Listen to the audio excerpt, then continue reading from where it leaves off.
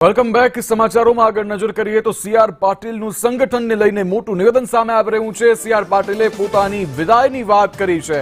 કહ્યું, હું ઈચ્છું છું કે મારી વિદાય થાય, નવાને તક મળે, નવા આવે એને અભિનંદન। વાવ જીત બાદ વિદાય સારી લાગે। મારી પાસે 3 હોદ્દા છે, પાર્ટીમાં એક પરિવાર એક હોદ્દાનો નિયમ છે।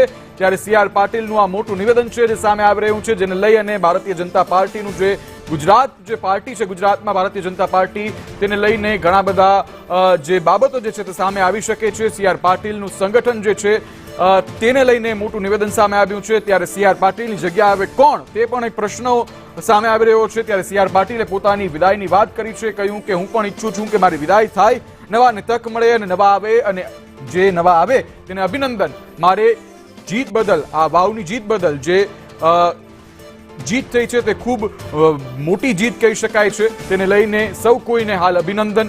જે કાર્યકર્તાઓ છે તેઓએ જે જીત આપી છે, ત્યારે મારી પાસે 3 હોદ્દા છે તેનો પણ ઉલ્લેખ કર્યો સીઆર પાટીલે। કહ્યું કે પરિવારમાં, પાર્ટીમાં એક નિયમ છે કે એક હોદ્દા પર રહી શકાય છે, ત્યારે મારો જે હોદ્દો જે છે તેને હવે કોઈ બીજાને સોંપવામાં આવે।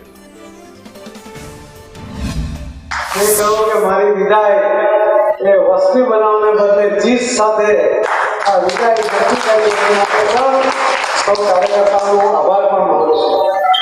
મને હતો કે વાવ જો ગુમાવીએ તો પ્રદેશ અધ્યક્ષ પદેથી હટીએ ત્યારે આપણે વાવ આપણા હૃદયમાં કાંટાની જેમ ભોંકા થઈ, પણ એ કાંટો ન વાગે એની ચિંતા કરવાવાળા લાખો કાર્યકર્તા હોય ને તો એ ક્યારેય સંભાવના જીત નથી થઈ જાય। તો પોતે મારા 4 વર્ષના કાર્યક્રમમાં ટેકો આવ્યો, લગભગ 4.5 વર્ષ હવે તો થઈ ગયા। એક વ્યક્તિ એક હોદ્દો, એક ઘરમાં એક હોદ્દો। આજે હું તમારી સામે ઉભો છું તો 3 હોદ્દા લઈને હું બેઠો છું।